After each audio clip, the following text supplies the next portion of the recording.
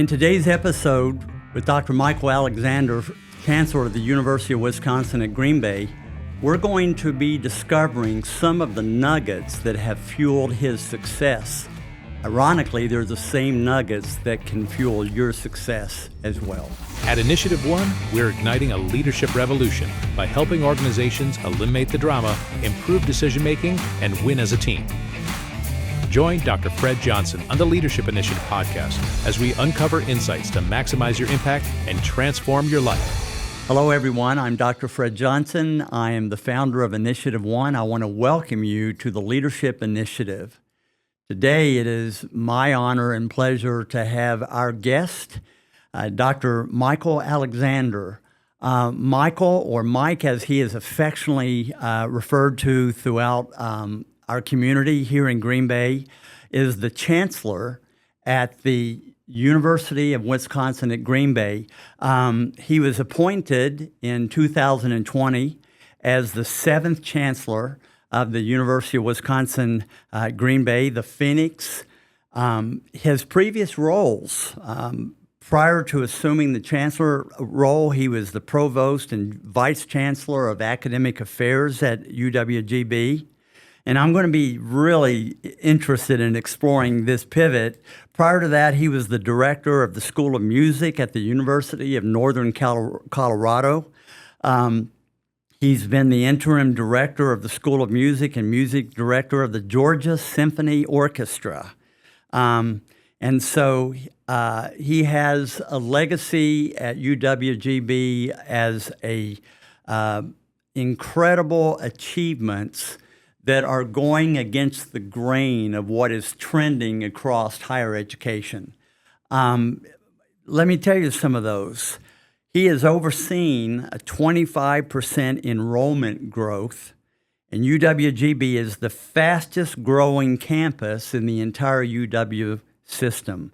When literally dozens of colleges are closing since COVID every year, there are people who would absolutely give their eye teeth to have the kind of experience that you're having, and we're going to explore that. He's introduced 6 strategic priorities focused on access, student success, and community impact. He spearheaded the rising Phoenix dual enrollment. He expanded continuing education. He overhauled advising and launched Wisconsin's first direct admission program. And he has significantly strengthened regional partnerships with businesses, corporations, and institutions throughout Northeast Wisconsin. He has strengthened the sustainability of the university. He has strengthened significantly the athletic department. In fact, I read recently where the former CEO of the Green Bay Packers, Mark Murphy, you and Josh were able, the AD were able to land this great cube that he is now advising all the coaches in a very formal capacity there. I want to know how you got that done. And then he's also strengthened performing arts. Michael is known for a lot of things. We were talking. He is known for being a master collaborator who can lead deep change without breaking a lot of dishes.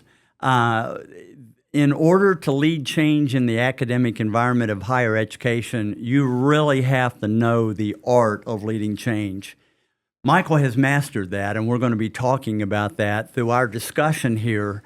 And he's also known for his down-to-earth humility. I know many leaders in higher education that would want to insist on being called by their titles. And you have been accessible to the community. You are known as a real-life person who makes people comfortable. I think that's part of the reason why you've been so successful. I want to welcome you, Michael, and thank you for being a part of our time today and sharing generously your time and your wisdom with us. Welcome. Thank you. It's great to be with everybody, and it's great to talk to you, Fred, always. And I really appreciate the opportunity to talk, and I'll try to live up to everything you just said the next little bit here. Oh, you already have lived up to these things. I just want to make that clear. And so we're just going to have a chat. We're just going to have a conversation, and you all get to listen in and benefit from a lot of the things that he's going to be sharing that can benefit your life and the organization that you lead or are a part of. So let's just jump in. You have an unusual trajectory. I was reading in Inc. magazine about 6 months ago that they were saying that there are 4 disciplines that they strongly discourage today's college students from going into if you're going to have a high odds of financial security in your life. And here's what they were. Don't go into sociology, of which I am a major in sociology. Yep. Don't go into history. I'm a minor in history. Don't go into library science, and don't go into music, of which you've spent a majority of your career in. I think you and I both can say that there are so many different pathways to success, including what the naysayers would say, don't go there. So how in the world did you end up going into music, and then somewhere along the line, you made a pivot into administration, and today you're known as one of the most respected leaders in our state in higher education. Walk us through that journey of your leadership. Just talk to us. So I think when I think about this, I sometimes have to wonder how it happened myself to begin with. But I think I always go back to, I was very fortunate that the job of being a conductor, which is what I studied and what I wanted to do, is really about helping people see a bigger picture. So when you're conducting an orchestra, you're actually not able to do anything that anybody in that orchestra can do. They all do it better than you. Wow. And you have to inspire them to see a bigger picture to their individual thing. And then when I started to conduct orchestras, and I got very fortunate to work in Atlanta with the Georgia Symphony, and then also to get hired at Kennesaw State University from an educational perspective, I thought I was going there just to make great music. And I realized pretty fast that in order to make great music, I needed to really think about why I was there. And I needed to think about who I was serving. And I needed to think about how I can do it on the budget that I had. So the first choice that I had to make, which I remember distinctly making, was I had to decide that even though when I arrived at Kennesaw State University, there was no orchestra, they were starting an orchestra program. And when I got to the Georgia Symphony, there was in huge financial trouble, like all orchestras were around that time in the early 2000s. I had to figure out how to embrace this. And so that led me to thinking about how people perceived classical music, still mostly do, and how to help people to feel the passion that I had for the music that I wanted to share. And that meant it was about access. And I was very fortunate to be at Kennesaw State University. And when I arrived at Kennesaw State University, I think it was somewhere around 13,000 students. When I left 11 years later, it was in the neighborhood of the high 30,000s. So it grew in 11 years, this unbelievable trajectory of growth. And what I experienced in that is that it was really this way of thinking a little differently about the purpose of higher education, who it was going to serve, how to make sure that we weren't just serving the students who were going to the University of Georgia and Georgia Tech, right? And even though I went to the University of Georgia as an undergraduate, right? I went to UW-Madison for my doctorate. I had to think, I was trained in a particular way, and I realized when I got out into the world that I had to think a different way. And this led to my passion that I was able to start expanding access to music, access to education. And that's what really started to excite me when I moved to Colorado about it was still through the lens of music at that point, but I was starting to broaden my thoughts about how people, why does someone want to get educated, and what is the benefit to them, and what does it do for their life? And that's why the passion I took of that to come to Green Bay, where I was really lucky, I think, to get hired to do what I'm doing. You know, I'm fascinated by the analogy that you draw. Today, we teach that leadership has so radically changed. It used to be about your title. It used to be about how much knowledge that you had and your competency in your field. And so if you were that leader, then you were the boss. And what you've just said is fascinating. Today, leadership is like being a conductor.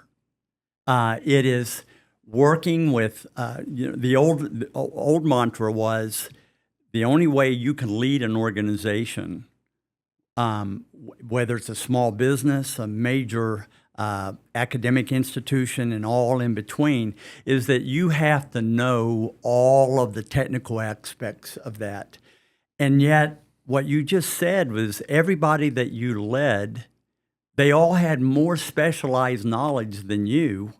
And they were better, in your opinion, and yet you found a way to take all of these. I mean, we all know that very gifted musicians can also be very eccentric and very difficult to lead. It's like herding a bunch of cats. Yep.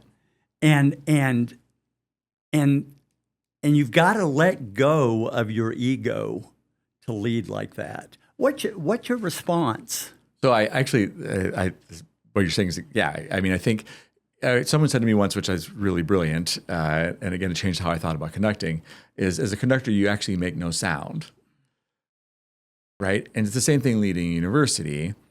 Like, you don't. You're only the accumulation of the sum of amazing parts, right? And to get those parts to agree on an idea, which in our case is that we want to provide access to education to those who might not always think education is for them, right? And how do we use that to help people's lives, right? And I have to rely then on everyone at the university who has expertise to do that. Like, I'm not actually teaching any of our students. I have to be surrounded by people who are great teachers, who are experts in their field. I have to be surrounded by staff who share the passion that I have for making these changes. Like everything you mentioned in my bio, when you are mentioning all those things, I'm thinking to myself, well, here are the 20 people on campus that I worked with to make that happen. And it wasn't even necessarily my idea to begin with, right? It is how do you hear people who are sharing your goal and your mission and helping them to make change that's going to help the organization move forward to get there. And I hope that is what inspires people to enjoy working in a place, right? Because you believe that what you're doing matters. And to do that, you have to be willing to accept that your idea might not always be the best idea. You know, I run into, in the hundreds of leaders that we train deeply, about 1,500 leaders a year around the country. And one of the things that we're constantly talking about is that if it has to be your idea and you have to have credit for the idea, probably not going to be effective as a leader. And it doesn't matter whose idea it was. You just want the best idea. And humility, I love that as a conductor, you make no sound. In other words, you don't have to literally, you don't toot your horn. And you're comfortable with that. The Collins book, Good to Great, describes that the most prevalent characteristic of the most effective leaders that they dealt with was the characteristic of humility, and that they didn't have to be the center of the room. They didn't have to command the attention. That they would much more likely give praise than receive praise. I thought that is Michael Alexander to a T. I'm just captivated that leadership as conductor is one of the best analogies I've ever heard for what leadership is today. How do you lead and herd all these cats? Because there are times it is tremendously difficult. I mean, the world of higher academia is not known in many circles for innovation, and it's not known, even though they talk about change. It is one of those institutions that often fights change the most. What have been the keys for you to lead effectively people who traditionally are hard to lead in a professional field that's hard to lead? I mean, you've got a double whammy, and yet you've been incredibly effective. What has been your secret sauce?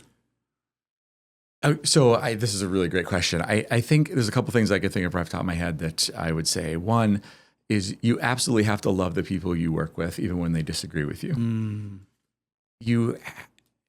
That has to be pure. Because if you can't do that, it's very difficult to find the best ideas, right? Like if I think about great art often comes through struggle, right? It comes through, you have to do the same thing many, many times and fail at it. And you have to sort of celebrate that failure in order to get a real work of art. And I think leading in higher education, it's messy, right? It just by its nature is messy, right? You have all these different constituent groups. You have the students, you have the faculty, you have the staff, you have the community, you have the government, you have my case, the bureaucracy of the UW system.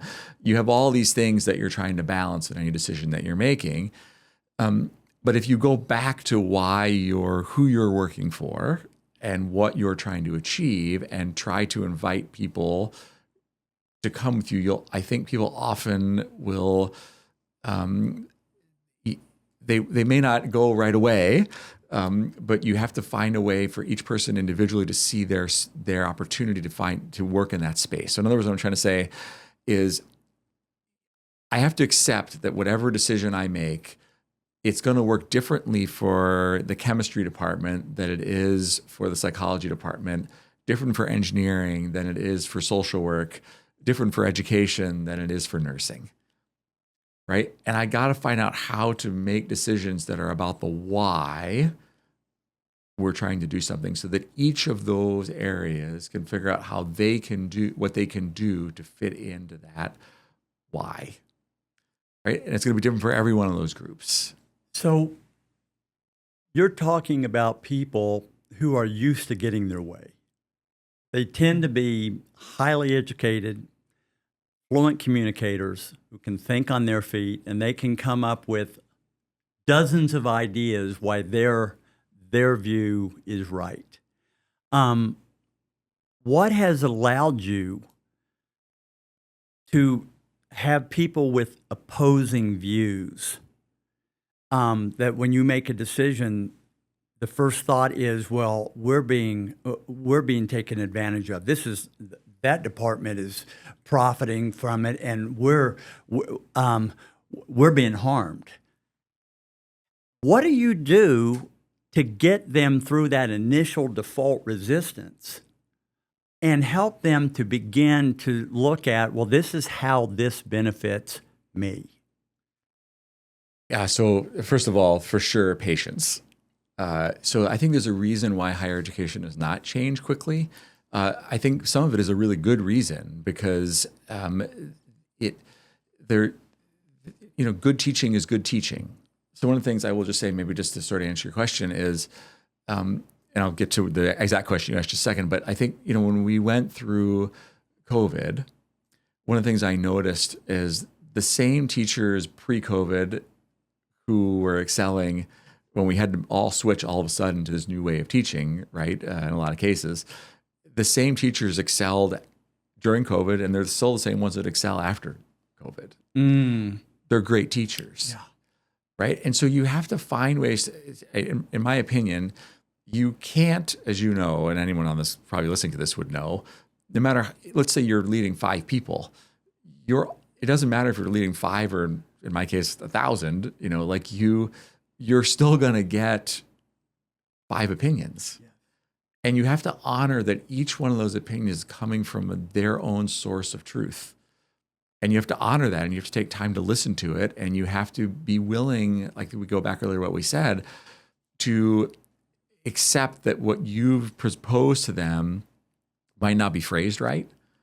It might not be clearly articulated, and you need to re-articulate it. It might not even be right for that unit, and in which case you have to honor that. You have to say, look, I made this decision because I'm trying to do what's right for UW Green Bay as a whole, but I get it. This doesn't work.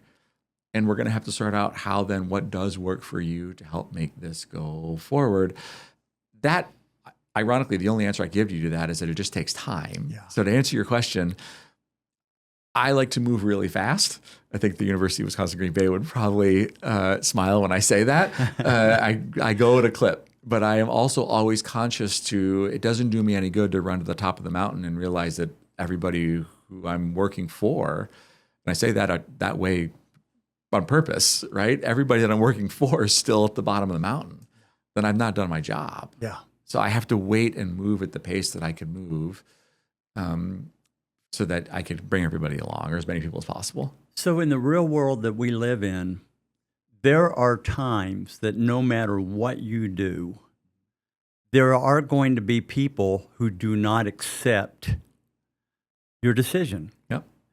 And you have to move on and implement that, knowing that a bunch of people that you love really are chafing at that decision. And yet you have to work with them over the long haul. Yep. So when that has happened, how do you go about keeping them on board? Yeah. So first of all, I would say, I think it's really important that you don't take anything personal. Okay. So like, I think this is one of the mistakes I made early in my career, is like someone would be upset at something I was doing, and I took it personally, as opposed to, it's not really personal, right? It's just that they're upset about something that they feel affects them in a negative way, which is a fair reason to be upset, right? Yes. Like, so if you don't take it personal, I think it's easy to just move past the fact that person was just yelling at you. Yes. Right? Because they're not yelling at you. They may be yelling at the thing they feel is hurting them from doing what they love. Okay, so if I stop and think that I have tremendous respect for someone who's willing to dedicate their life to teaching and to making their field better and to giving to their community, which I think anyone who works at university, that's why you do it, I hope. Right? I have to start from that assumption. Right? And then when the person is angry, what I've noticed that happens all the time in higher education is when I get reviewed by the faculty and staff, I could probably tell you the day that came in, because I could tell from the comments on that day I upset these people. But 3 months later, there's another decision I make, and those same people come to me and say, that's amazing. Yes. And you just have to be willing to understand that they're not mad at you, they're mad at the decision, and then you just keep moving forward, and otherwise you can't sleep. And that's what I guess I would say when you're asking me about how is it from a leadership perspective, you have to go to sleep at night every day thinking, I hope knowing that you are doing everything you can to advance the mission of your institution. And you can't worry at that particular moment how you have to make sure you have enough people to move forward, and know that the next decision you make, the group that might be upset at you here hopefully is going to be happy with you on the next one. I'm hearing two themes that are leaping out in this answer. One is you're acting with integrity. You're acting with, what do I truly believe in my best judgment is best for as many people as possible? And I'm willing to take the heat to protect that, knowing that my decision came from a pure good place. The other thing I'm hearing is not only integrity, but the art of showing genuine respect. Sometimes people will receive, even though they didn't like it, as long as they feel heard. And as long as they feel respected, and there's no greater way to show someone respect than to listen deeply to understand their pain and where they're coming from. Yep. Have you found that to be true? Yeah, I mean, I 100%. And I would just add to it to just say, I think one of the best lessons I learned in my career is, whatever happens good is never because of you. Whatever happens bad is absolutely you have to own. Right? And this is because I want our people at UW Green Bay to feel like they can fail and not be punished for it, or you can't change. So I think when I think about like the leadership team that we have, and when I look at what we're trying to do as an institution, like we get credit for a lot of the things that you mentioned I'm really proud of those changes that you mentioned, right? What people forget is there's a lot of things that we've done that have not worked. Yes. And it's my job to make sure I stand in front of those things that have not worked and say, I own it. I own it, and I'm glad we tried it. Yes. Right? Because that's to me what causes something to shift. And when you're talking about higher education being difficult, let's be honest, right? Everyone in there is a perfectionist, probably me included, right? I know a little bit about that. Yeah, right. So if you're dealing with people who are they've achieved, if you're working as a faculty member at a university or a staff, you have achieved amazing things. You are at the top of your field, right? And then of course, if it's not perfect, they want it to be perfect before they move forward. And I'm having to ask us to say, okay, we can't worry about being perfect. We have to worry about moving towards our mission. And that's, I think, the way I show respect. You said something a second ago that I run into a lot of leaders who suffer from what I call stinking thinking because they somewhere along the way started paying attention to the wrong audience, which is their own ego. And there would be people who I've heard, no matter what you do in this job, if you make the right decision, you never get credit. If it doesn't go well, you always get the blame. So why should I do this? Well, I'm hearing you say the payoff for that, in which you do win, is to see the purpose in front of you that you're living for being fulfilled. Yeah. So could I just say something? Because I love what you just said. So I'm very lucky because I get to literally have the physical manifestation of handing every student who graduates their diploma. Okay. So I take that really seriously. Like I didn't know when I started this job, I didn't know like what it was going to feel like, but I have to say, like, that's crazy powerful. Like you stand there and you're just seeing the face of 51% of our students are first generation in college. And your name is on every one of those diplomas. Yeah. And you are literally seeing that student and you're recognizing, because the faculty are right next to you, all the people who made that student cross that stage, right? And there's a lot of people in the audience, the people who are like all their community, like their previous schools, like all the things that helped that student get to where they were, right? I think that's how you could feel that. So it gives you some boost to say, yes, this does matter what we're doing, right? So you could feel the results of the work. Your predecessor, who is also a friend of mine, Dr. Gary Miller, used to tell me that the day that gives him the most perspective is graduation day, when he can sit there and tell himself, and this is why I do what I do. And this is what makes it worth all of the messiness that I have to put up with. Mm-hmm. Can you identify with that? I can 100%. And I think you also, one of the weird things also about doing this is that you get to see a broader arc.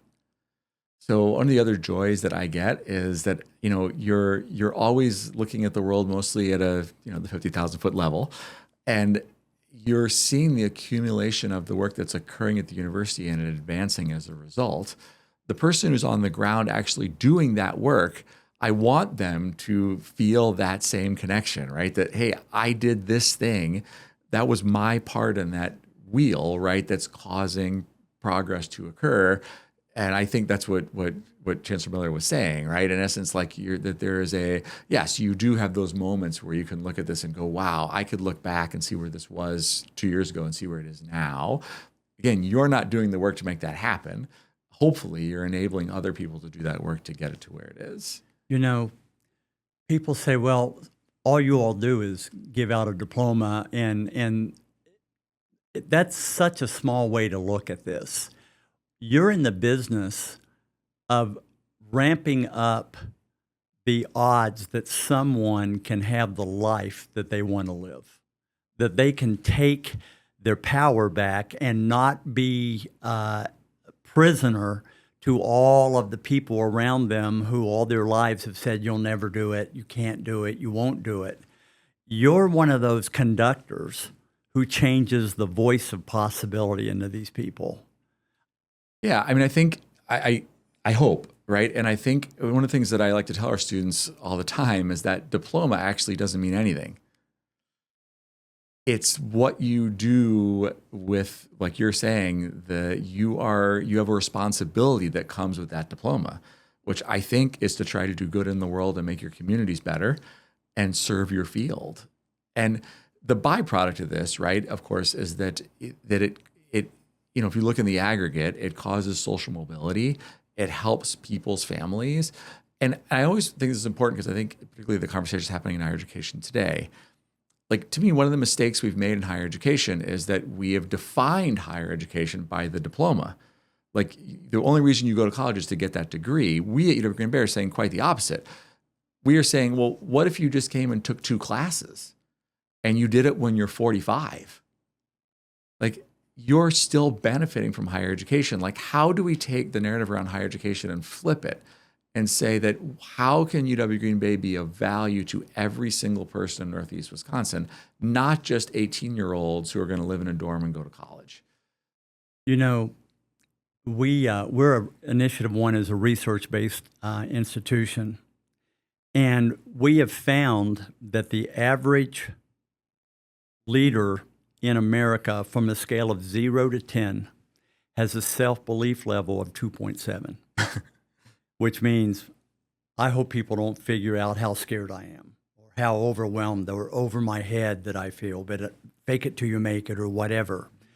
We have found that the folks that we work with tend to have, as a baseline, a significantly higher level of self-belief. And the most common denominator, there are 2 common denominators.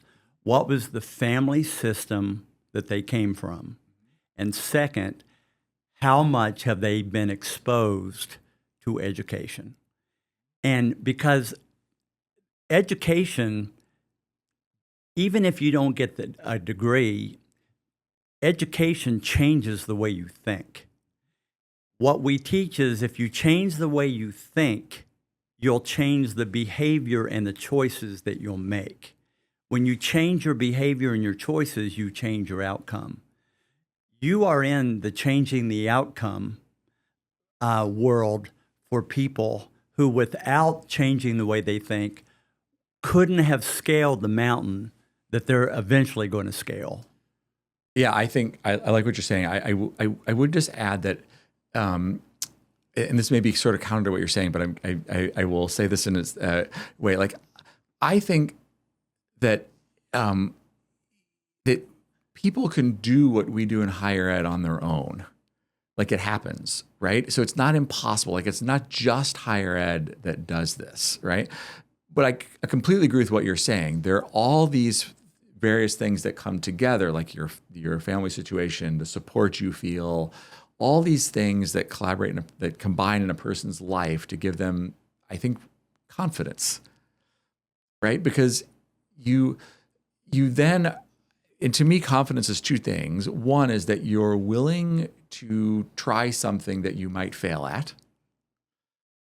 Second, you're willing to question and maybe admit when you're wrong or change your view. Right? Because like this is, to me, is the real power of higher education. It's not that we're telling you what to think. We're telling you to think. I think is what you're saying. Yes. I would just say it because I think that distinction is important. Like there are people who show up to higher ed already thinking. Got it. They're brilliant thinkers already. And we just, I hope we help them even be better, but we're taking that. There are people who show up to higher ed that are not yet, don't have that confidence or don't think they can question or don't think they can, in essence, think for themselves. I don't say it another way. Yeah.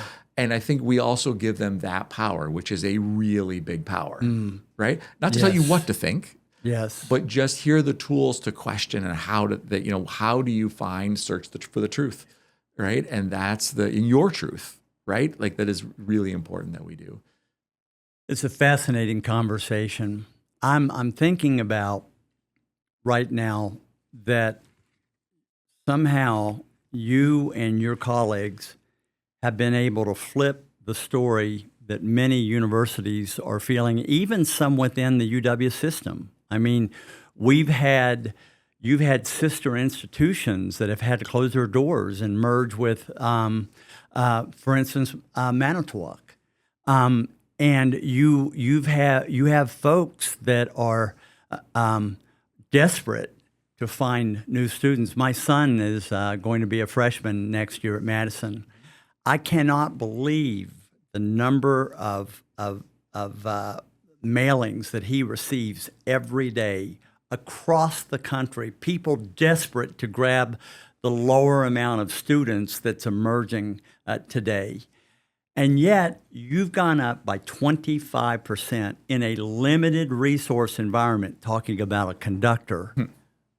What has been the key, and what has been the price that you have had to pay when you get those kind of results?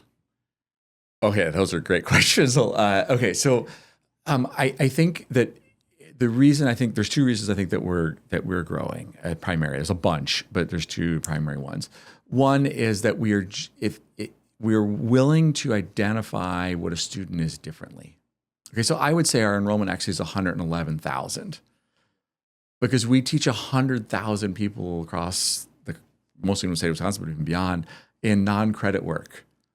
So we've just said to ourselves, like, if you want to learn from us, we're going to be willing to share what we can to help you, right? And so that causes, well, maybe three things. The second thing I would say is that we're willing to be different and to say that our job is to make sure that we are teaching the student who's going to do best at UW Green Bay. So you know your target audience. We do. So what we are saying is there's a lot of reasons. We believe our education is as good as any other institution, and I believe no institution gives a bad education, to be clear, right? Like there's none. Like their faculty at every university are great. I know ours are great, but there's no bad faculty, right? They're all experts in their field. Every institution is trying to do what they can with the resources that they have and the way that they're trying to move forward with the circumstances there. We're lucky to be in Green Bay. We're in a populated area. Mm-hmm. Right? So who has higher ed typically tried to serve? It tries to serve the student who does best in school and has resources. Okay? We're looking to say, okay, if you come from that background, right, then you might choose a school that's not UW Green Bay. We'll still take you UW Green Bay. We're open to anybody who wants to learn from this. But you may come because you have family situation that causes you to need to stay in Green Bay and you need a great local option. You may want to work a full-time job. You may want to come to school for 6 months or for a semester and then go work for a year and then come back for a semester. You may have all these different routes in which you want to experience higher education. We want to work with that student primary. That's who we're talking to. We're trying to talk to the student who sees, one of the amazing statistics that I saw recently that it helps explain this is that in 1970, I believe it's around 20% of the population went to school in a way other than living in a dorm, right? They were, in other words, a traditional student was 18-year-olds, you live in a dorm. 1 out of 5. 1 out of 5, right? Was the 1 out of 5 didn't do that, right? Okay. Now it's flipped. So actually, a traditional student is a student who's nonlinear through higher ed, who's not 18, who is not necessarily living in a dorm, They're doing a hybrid mix of online and commuting and in person and all these other ways because they have complicated lives, right? And there's also a shortage of workers, just like there's a shortage of students. So how do we not compete with the workforce, but rather embrace the workforce and say, hey, when you're ready, we're here for you. Like, how do we make the employees stay in Green Bay? Part of it is that we keep giving them the education they need to stay in Green Bay or in Sheboygan or wherever else we're serving, right up Northeast Wisconsin. Right? How do we look at this differently? And then the last thing, I think we're willing to say the quiet parts out loud. And so therefore, I think I credit our faculty and staff tremendously, like we've been talking a lot in the conversation. They've been willing to change. I hear another theme here. It's being able to find ways to stay relevant. Yeah. Instead of your purpose needs to always be sacred. Yeah. Can I say this? I don't want to interrupt you. I just want to say really quickly that someone in our staff said this, and I just think it's unbelievable, and I use it now all the time. It's relevance over tradition. Yes. Relevance over tradition. Relevance over tradition. That is what we're in essence doing. And that is where many institutions have got in trouble because they won't flip that. And when you cease to be relevant in any kind of organization, you will be on the path to death. And as an organization, and the opposite is happening with you. I don't know. We're proud of the partnership that Initiative One has with UWGB. We actually have an academic partnership with you that was started by your predecessor, who championed and worked it through the faculty that anyone who goes through our signature leadership process receives 13 CEUs. Well, and then you enabled it to continue. So right now, as we speak, we've got facilitators in the Atlanta School District, 103,000 students.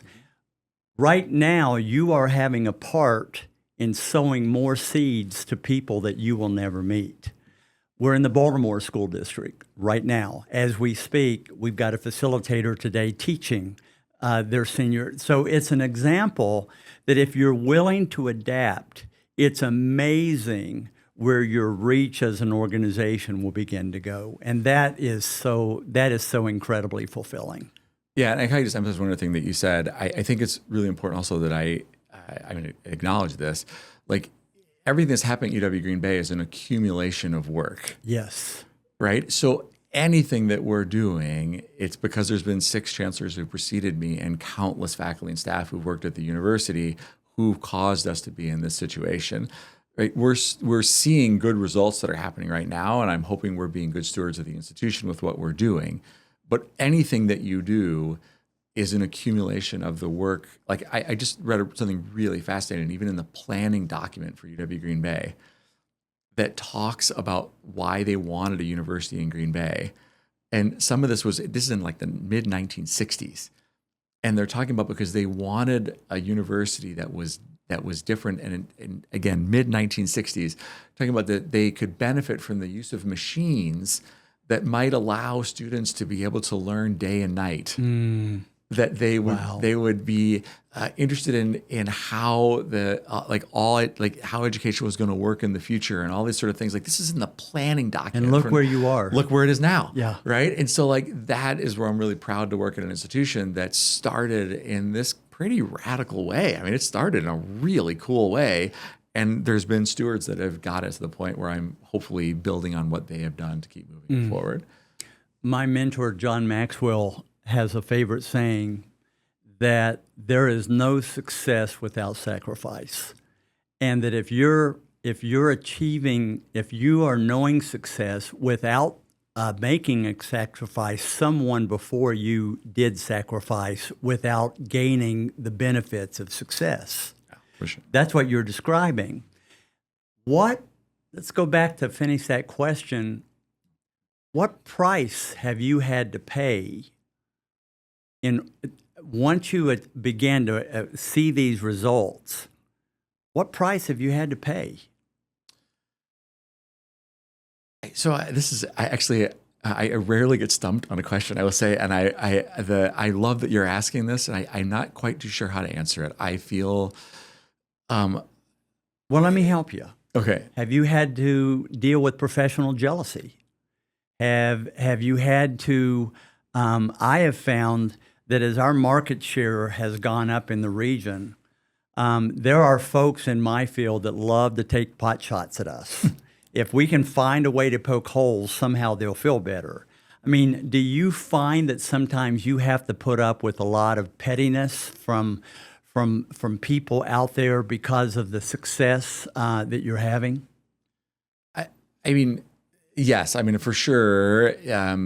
I think no matter what, I think to go back to what you said at the very beginning, which is so true. Anytime you're at I think you said tip of the spear in what you're doing, you are going to get at any one point any kind of all kinds of different reactions. As you're doing well, I think one of the most important things I think that I try to think about is to make sure you're always being humble. You're only as good as the next decision you're going to make. And I know that the road to success, it's much faster to the other direction. Yes. So I always, one of the things that we talk about at UWGB a lot, or I try to remember myself, that, we're not trying to be world class. We're trying to be world class at serving our region and serving our students. We're trying to be world class in our own definition of what it means to be locally great. You're really competing against yourself. Correct. And your possibilities. That's right. That's better said than I said it. That's exactly right. Yes, because that is, I think, what keeps you from ignoring the distractions that you're talking about. Because like of course there is a price that you pay, like emotionally at times, because you feel responsible for when something doesn't go well. Yes. Right. So that's, I think, the hardest part about the job is that when something doesn't go well, it's not your intention that it doesn't go well. You own it. And I think there surely is some kind of emotional toll that is coming as a result of that, right? Because you care.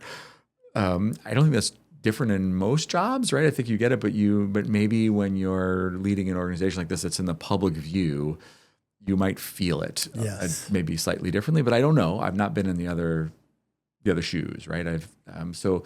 But yeah, I think what you're saying, that's how I would try to think of it, is I may just say one last thing, because I think someone who I really respected, who when I was early in my career was a president, he said something that I will never forget, which is that every day he goes to work and works as hard as he can at what he does. And every night he goes to sleep okay, knowing that he did that. That's all you can control. That's all you can control. That's right. You can't control other people's response. Can't. And so another theme that you're talking about is effective leaders learn to focus on their controllables and let everything else go. It sounds simple, but it's not simple to do.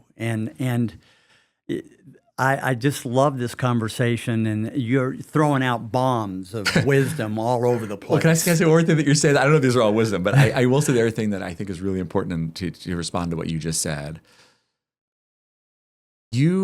I believe, I take pride in this actually. Like, there's something cathartic about admitting you're wrong. Mm-hmm.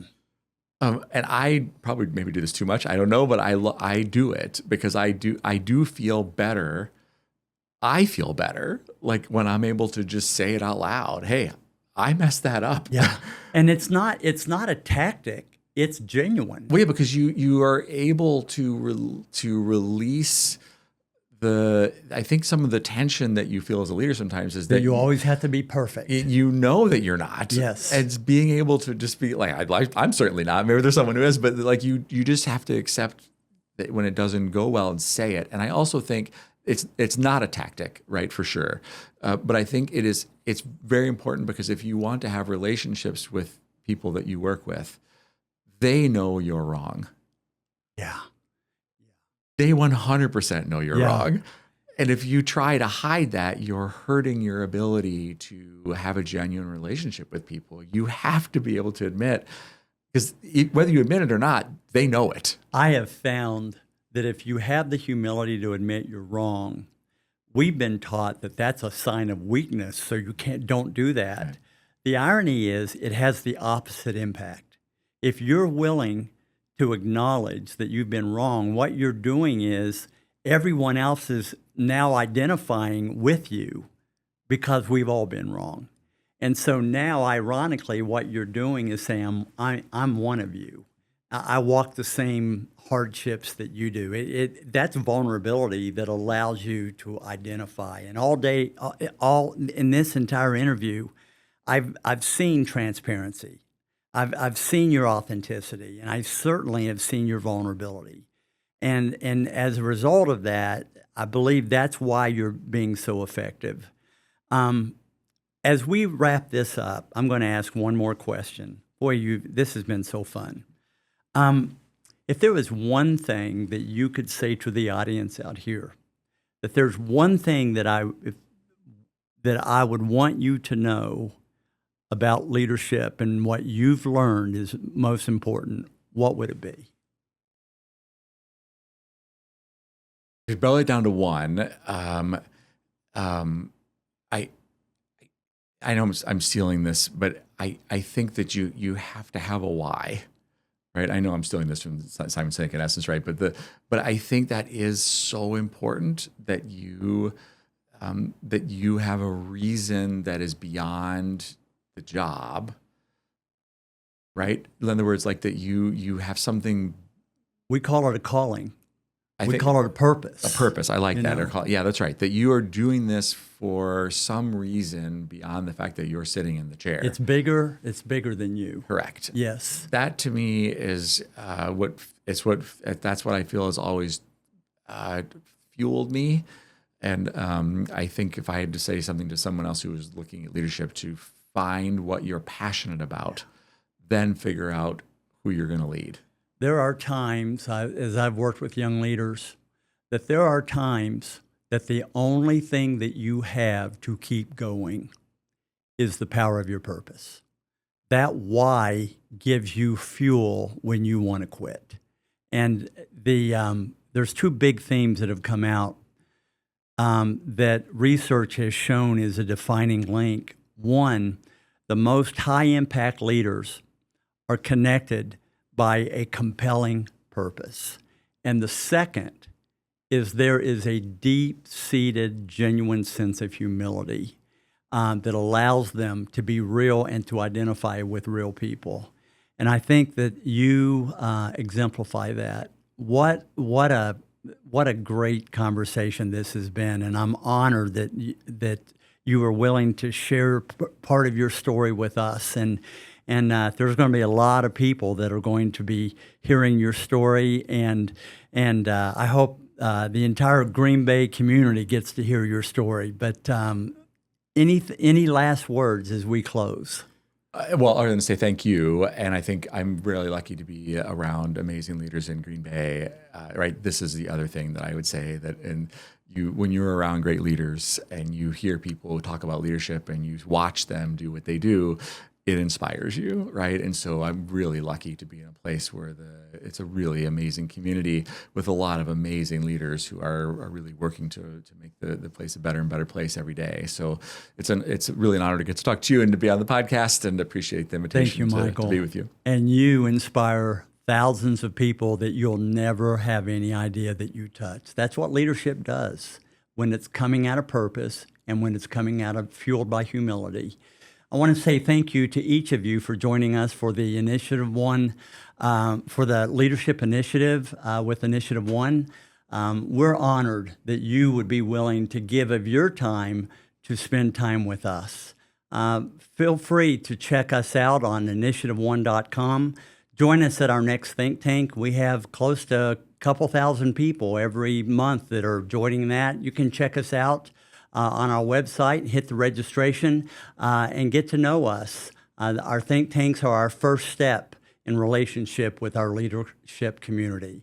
Michael, again, I want to say thank you. What a privilege it's been. To each of you, live your purpose, stay humble. Thank you.